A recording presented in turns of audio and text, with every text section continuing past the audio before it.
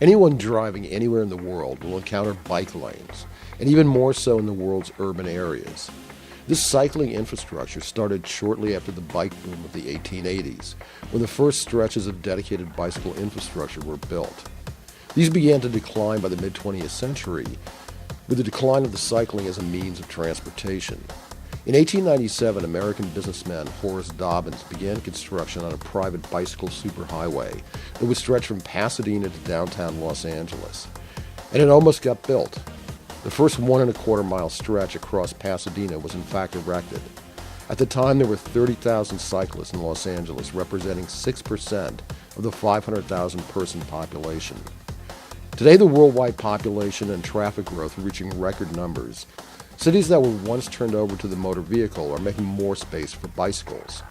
Some of the solutions in terms of infrastructure and bicycle technology are surprising, and they're innovative. Denmark, Germany, France, and the Netherlands have pioneered the concept of bicycle superhighways to increase the speed, safety, and comfort of bicycle commuting. Since then, London and Flanders, along with many other cities around the world, have also started building bicycle superhighways. Munich is now considering to build a cycle highway to its northern suburbs.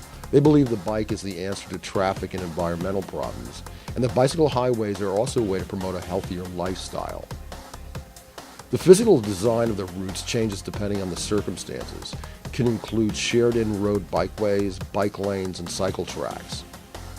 The first Dutch route opened in 2004, with many others added since then. The first Danish route opened in 2012 and was built with few stops and new paths away from traffic. Service stations with air pumps are located at regular intervals.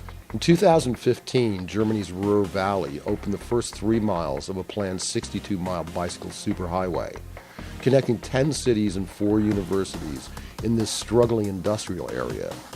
The new bike highway, which differs from existing bike paths in that it is wide enough to allow bikes to travel at faster speeds in both directions. The new bike highway also features outtaking lanes and grade-separated crossings. It is also lit and plowed of snow in the winter. Together with the booming popularity of the electric bike, the highway could lead to a new era of cycle commuting in Germany. In the Ruhr, the distance between cities varies from 6 to 10 miles, which makes this industrial area ideal for commuting by bike. In London, there are plans for the Sky Cycle Pathway, which includes 220 kilometers of bike paths suspended above railway lines, and one proposal for a floating bike path that would be anchored to the riverbed along the Thames. One plan even proposes using some of London's disused underground railway stations and tunnels as part of the series of subterranean bicycle paths. When it comes to building serious bicycle highways, the Danes and the Dutch were the great pioneers. While the Danish bicycle highways are concentrated in and around Copenhagen, the Netherlands boasts a network of about 20 bicycle highways throughout the country.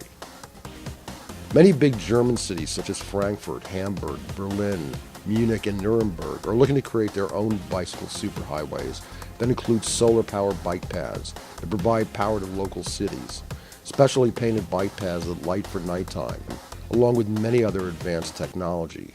Fast electric bikes now enable commuters to easily cover stretches of 12 to 18 miles, provided there's a well-designed road with a smooth surface.